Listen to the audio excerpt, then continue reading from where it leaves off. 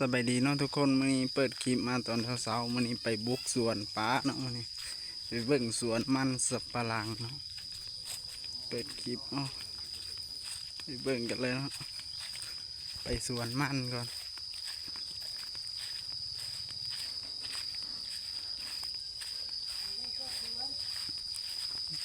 ไปสอบสวนไปบุกสวนมันกันเนาะพี่น้องมื้อนี้ตอนเช้าๆเลยมื้อนี้พบกับช่องบ่าวโจมบ้านนาเนาะฝากติดตามช่อง YouTube ฝากกดไลค์กดแชร์นำเด้อเนาะมันสิมีมักแตงให้กินหรือบ่เนาะ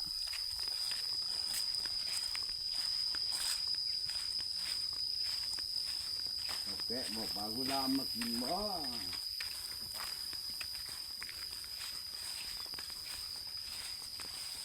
โอ้เขาน้องจนอ้อนหน่อยดำนาวาด ติดดีเคียงโอ้ ตอนเช้าเนาะไปเบิ้งสวนมีมักแตงมากินฝากติดตามช่อง YouTube นี่นะเด้อ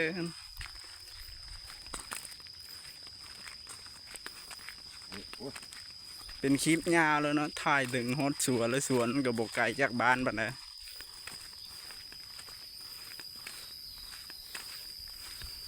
มาแล้วจ้างบ่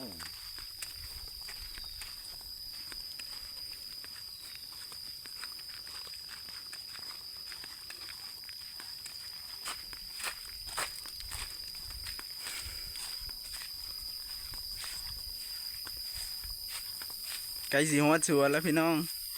เดี๋ยวไปเบิ้งมีมักแตงอยู่บ่เปิดเดียวกันเป็นนี่มีอยู่หายคอยบ่มีมักแตง มือเล็กหน่อยมันบ่เหลือแต่ผูนคือไม้บ่ผูนพระผูน พุยน้ำเนาะน้ำก็เต็ม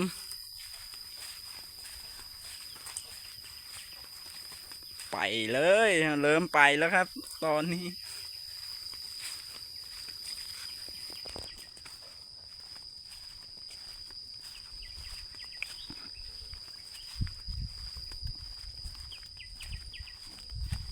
ตอนเช้ามาเบิ่งมักแตงเนาะนี่มันนั่นเบี้ยมันอาจจะบ่งามปานใดเลยด่านทั้งนั้นสำนี้แหละเบี้ยมันหายใหม่ตัวบ่ได้สำนักหน้าอะไรเจ้าเนี่ยนะเบี้ยบ่ลอยปล่อยแปรมันเนี่ยให้ดกและงามเนี่ยให้ลกจะท่วมหัวก็มีลำปลูกใหม่ก็งามมั้งนะ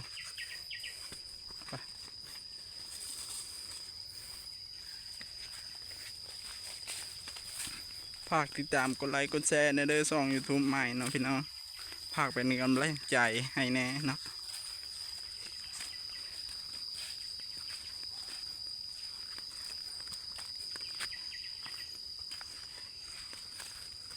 มะม่วง เบียร์หมกโมว่าแต่มันยังบ่เป็นมากไปเบิ่งมักแตงเนาะ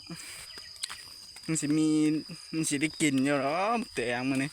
ไปหาเอามื้อก่อนนะบ่มีมักแตงบ่มีก็ตัวมากมันมีแต่เครือ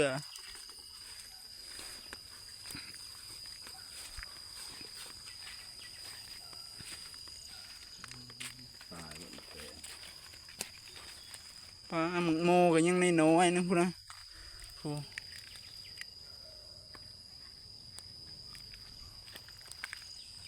ไปเบิ่งกันเลยพี่น้องฝากติดตามกดไลค์กดแชร์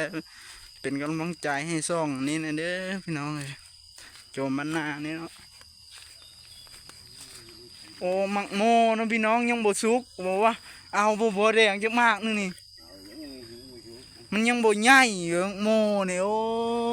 แม่นใหญ่แล้วบ่จักเอายากเลยนี่มันยังบ่แก่พี่น้องหมักโม2 หน่วยพุ่นนะ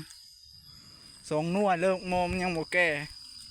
ไปหามักแตงต่อเลยเนี่ยนะโอ้ไปหายว่านึกโมก็มีแต่คือเมื่อก่อนเอาพิษโอ้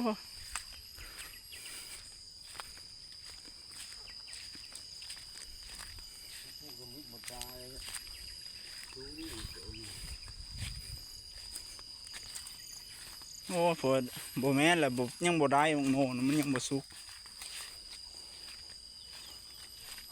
เด็ดๆโอ้ปากโมอยู่พี่โอ้พี่น้องนี่มังโมแนวหนึ่งสองสามหามังโมหน่วยใหญ่อยู่พี่บัวแดงมาเบิ่งหนูแม่นพอปิดแล้วบ่นี่มังโมหน่วยใหญ่นี่พี่น้องเอ้ยนี่หน่วยใหญ่สุดแล้วมังโมนี่นะมันคือยังบ่สุกอยู่ว่าใหญ่มึงไงเอ้ยเด้หน่วยที่สี่นี่ห้าพุ่นเนาะปอหกเลยนี่นี่ปอเจ็ดแปดหน่วยมังโมนี่นะแปดหน่วยพี่เฮ้ยมีแต่มังโมลงมาเลยมันคือยังบ่เป็นอยู่วะเดี๋ยวคันมีมักแตงกะเพราปิดเด้มังโมตัวหามากมันใหญ่มันสุกแล้วบ่จัง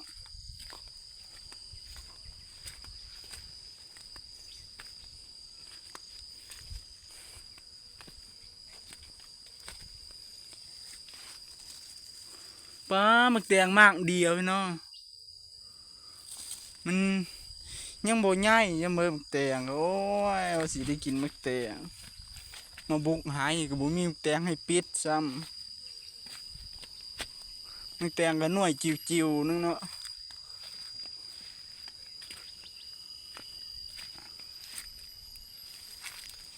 โอ้ยแตงก็บ่มีหน่วยใหญ่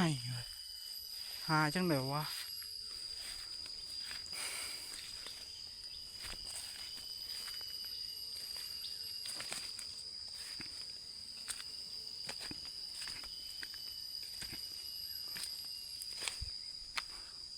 นะหายกับประมาณนี้เลยเนาะพี่น้องน่าจะได้จบคลิปสำนี้เจอกันคลิปหน้าเนาะฝากกดไลค์กดแชร์กดติดตามช่อง YouTube โจมบ้านนานี่นะเด้อพี่น้อง